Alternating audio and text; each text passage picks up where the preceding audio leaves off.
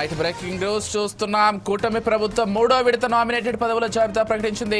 47 market కమిటీల చైర్మన్లను ప్రకటించారు. 47 market కమిటీలకు గాను మొత్తంగా సభ్యులతో కలిపి 705 నామినేటెడ్ పదవులు భర్తీ చేశారు. అభ్యర్థుల ఎంపికకు ప్రజాభిప్రాయ సేకరణ చేసి తుది ఎంపిక చేసినట్లు నేతలు వెల్లడించారు. ప్రకటించిన 47 ఏఐఎంసీ చైర్మన్ పదవుల్లో 37 టీడీపీ, 8 జనసేన, 2 బీజేపీ నాయకులకు దక్కాయి. త్వరలోనే మిగిలిన మార్కెట్ కమిటీల చైర్మన్లను ప్రకటిస్తామని స్పష్టం చేశారు.